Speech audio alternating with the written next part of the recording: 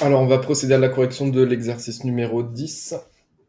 Donc, question, on vous demande de développer entre parenthèses 2 plus 3i fois z. Donc, cette question semble toute simple, mais elle va vous être utile pour la question 2. Donc, si on développe, ça fait donc 2 fois z plus 3i fois z. Voilà pour la question 1. Question 2. On vous demande de résoudre dans l'ensemble des nombres complexes l'équation d'inconnu z suivante, 2z moins 10 égale moins 3iz plus 6i plus 20. Donc l'inconnu ici, c'est un nombre complexe, c'est z. Donc pour résoudre une équation, on met d'abord l'inconnu du même côté. Donc là, je surligne le 2z, le moins 3iz. Hop. Et donc, on va démarrer en mettant les z du même côté. Donc pour ce faire, on va faire plus 3iz à gauche et on va faire plus 3iz à droite. Donc j'écris 2z moins 10 plus 3iz à gauche. Et ce que l'on fait à gauche, on le fait à droite, ce qui est égal à 6i plus 20, parce que moins 3iz plus 3iz, ça vaut 0. Donc j'ai fait plus 3iz à gauche, plus 3iz à droite, et moins 3iz plus 3iz, il reste 0 à droite. Donc à gauche, on a 2z plus 3iz, et le moins 10, je vais le mettre de l'autre côté vu qu'il ne contient pas de z, donc je vais faire plus 10 à gauche et plus 10 à droite. Donc à gauche, moins 10 plus 10, c'est 0, et à droite, plus 20 plus 10, il reste plus 30. Donc j'ai 2z plus 3iz égale 6i plus 30.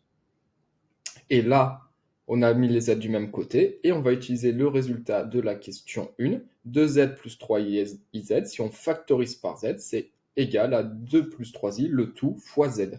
Donc c'est pour ça qu'on avait besoin de la question 1. Donc on factorise par z, et donc c'est égal à 6i plus 30. Et ensuite, vu qu'on a une multiplication, on a 2 plus 3i fois z. On va donc diviser par 2 plus 3i des deux côtés. Donc à gauche, je divise par 2 plus 3i. Donc là, je ne l'ai pas écrit, mais vous imaginez. À gauche, je divise par 2 plus 3i. Et à droite, je divise par 2 plus 3i. Et donc, on a trouvé la solution. Z, c'est donc égal à 6i plus 30 divisé par 2 plus 3i. Et on regarde l'énoncé. On a bien Z1. On vous donne le nombre complexe Z1 égal à 30 plus 6i sur 2 plus 3i. Et vous constatez bien que 30 plus 6i, c'est pareil que 6i plus 30. Donc en fait, c'est cohérent avec la suite de l'exercice. On va passer à la question 3, une question classique. On vous demande de calculer le module de Z1. Donc on écrit module de Z1 entre deux barres, c'est égal au module de la fraction, donc 30 plus 6i divisé par 2 plus 3i. Et là, on ne va pas trop vite. On écrit la propriété du cours. Le module d'une fraction, c'est donc le module du numérateur divisé par le module du dénominateur. Et donc le module d'un nombre complexe, c'est donc la partie réelle au carré plus la partie imaginaire au carré, donc 30 au carré plus 6 au carré.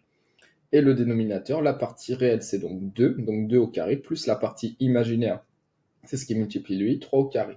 Ce qui nous donne racine carrée de 30 au carré, donc 900 plus 6 au carré, 36, ce qui donne 936, divisé par racine carrée de 4 plus 9, ce qui donne racine carrée de 13. Et là, on prend sa calculatrice et on tape tout ça. Donc je vais aller sur Numwork directement et on va taper tout ça pour simplifier le résultat qu'on a trouvé.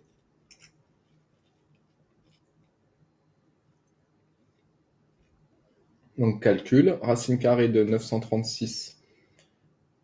Attention à bien taper fraction racine carrée de 13. Et la calculatrice vous simplifie cela. Ça simplifie en 6 fois racine carrée de 2. Donc le jour du bac, hop, vous tapez la calculatrice, ça vous simplifie. C'est donc égal à 6 fois racine carrée de 2.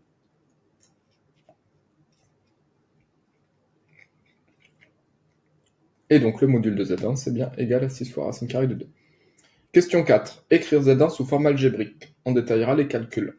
Donc on rappelle que pour écrire un nombre complexe sous forme algébrique, on multiplie par le conjugué du dénominateur, parce qu'on sait qu'un nombre complexe fois son conjugué donne toujours un nombre réel positif. Donc là, le conjugué de 2 plus 3i, on va multiplier, on met bien des parenthèses, et le conjugué de 2 plus 3i, on change la partie imaginaire, ça va être donc 2 moins 3i, donc fois 2 moins 3i au dénominateur, et fois 2 moins 3i au numérateur. On va développer.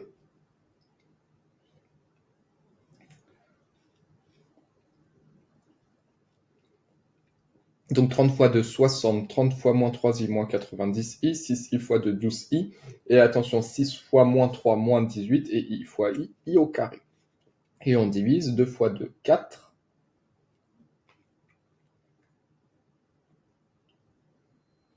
2 fois moins 3i moins 6i, 3i fois 2 plus 6i, et attention à la fin, 3 fois moins 3 moins 9, et i fois i carré, donc moins 9i au carré. Ce qui donne 60, moins 90i plus 12i est égal à moins 78i, et moins 18i carré, c'est donc moins 18 fois moins 1, divisé par 4, moins 6i plus 6i, ça vaut 0, donc il reste moins 9i carré, et i carré vaut moins 1, donc 4 moins 9 fois moins 1. Ce qui donne 60 moins 78i, moins 18 fois moins 1, ce qui donne plus 18, et 4 moins 9 fois moins 1, ça fait 4 plus 9, et donc on trouve que Z1, sous forme algébrique, c'est donc égal à 78 moins 78i sur 13. Et ça, on peut l'écrire, 78 sur 13 moins 78 sur 13i. Et comme l'exercice est bien fait, 78 divisé par 13, ça vaut 6. Donc ça donne 6 moins 6i. Et voilà. Et donc Z1, on a bien sa forme algébrique. Et grâce à cette question, la question 2 va nous être super simple. Est-il vrai que Z1, le tout au carré, est un nombre imaginaire pur? Justifiez votre réponse. Donc là, on ne va pas prendre le Z1, ça c'est le Z1 de l'énoncé, la fraction. Mais là, on va utiliser le résultat de la question 4, c'est beaucoup plus simple. On a montré que Z1, c'était tout simplement 6 moins 6i. Donc ça va largement plus vite d'utiliser ce résultat-là. Donc Z1, le tout au carré. Hop, on prend le résultat de la question d'avant. C'est donc entre parenthèses 6 moins 6i, le tout au carré. Ça, c'est égal à 6 moins 6i fois 6 moins 6i. On effectue la double distributivité. 6 fois 6, 36. 6 fois moins 6i, moins 36i. Oui, 6 fois 6, 36, ok. 6 fois moins 6i, moins 36i. Ensuite, moins 6i fois 6, moins 36i. Et attention, à la fin, moins 6 fois moins 6, ça donne plus 36. Et i fois i carré. Donc le dernier, c'est plus 36i carré. Ce qui donne 36. Moins 36i, moins 36i, ça donne moins 72i. Et plus 36 fois i au carré, 36 fois i au carré, ça donne moins 36. I carré vaut moins 1, donc 36 fois moins 1, ça donne moins 36. Voilà, je réécris, hop, voilà. Donc ça donne bien moins 36. Et donc on trouve moins 72i. Et là, donc c'est vrai, moins 72i, c'est bien un nombre imaginaire pur. Donc l'affirmation était vraie. Donc on l'écrit sur la copie que c'est bien un imaginaire pur.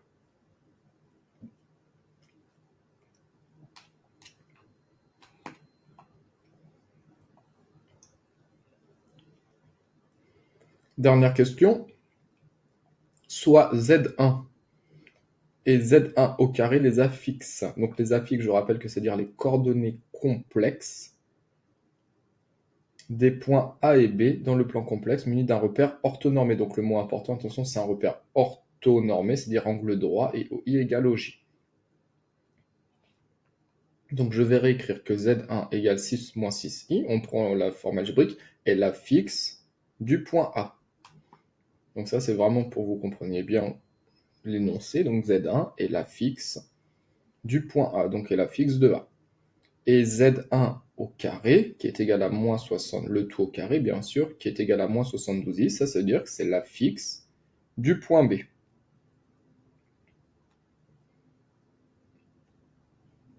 Et donc on vous demande de placer les points, et attention, on prendra une unité graphique égale 0,1 cm. Donc qu'est-ce que ça veut dire? Ça veut dire que si je trace mon repère orthonormé, j'ai l'origine 0, j'ai le 1, et bien ça veut dire qu'une unité graphique, ça doit mesurer 0,1 cm. C'est-à-dire sur votre copie, entre le 0 et le 1, je dois avoir 0,1 cm d'écart. Donc voilà, entre 0 et 1, je vais faire le petit schéma. Ça doit mesurer avec votre règle 0,1 cm d'écart ici et 0,1 cm d'écart là. Et donc, ça veut dire que entre 0 et 1, j'ai bien 0,1 cm d'écart. Et donc, entre 0 et 10 unités graphiques, je dois donc avoir 0,1 fois 10 égale 1 cm d'écart. C'est-à-dire qu'entre 0 et 10, j'ai 1 cm d'écart. Et donc, nous, comme on a du moins 72i pour la fixe de B, c'est pour ça qu'on va faire des graduations de 10 en 10. Donc, le repère reste orthonormé. Par là, je fais 0, 10, en gardant les mêmes dimensions. Et à chaque fois, j'ai entre 0 et 10, j'ai sur votre copie 1 cm d'écart. Et là, 1 cm d'écart.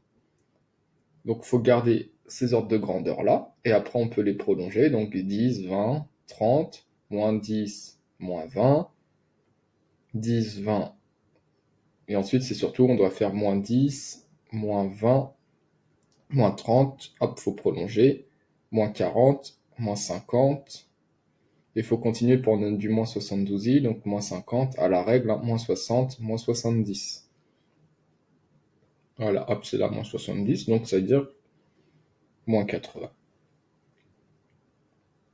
On va donc placer le point A. Donc son affixe c'est 6 moins 6i. Donc la partie réelle, je rappelle que c'est cet axe-là, et la partie imaginaire d'un nombre complexe, c'est l'axe ici. Donc là, la partie réelle vaut 6. Donc on se met en partie réelle égale 6. C'est-à-dire sur votre copie, vous devez avoir du 0,6 cm entre l'origine et l'abscisse. Donc 0,6. Et la partie imaginaire, c'est ce qui multiplie 8 vaut moins 6, donc la partie imaginaire est ici, et donc on place le point A là. Partie réelle 6, partie imaginaire moins 6. Et le point B a pour affixe moins 72i, donc sa partie réelle vaut 0, et sa partie imaginaire moins 72, donc le point B est ici. Et on a terminé la correction de l'exercice numéro 10. Donc c'est vraiment un sujet complet type baccalauréat.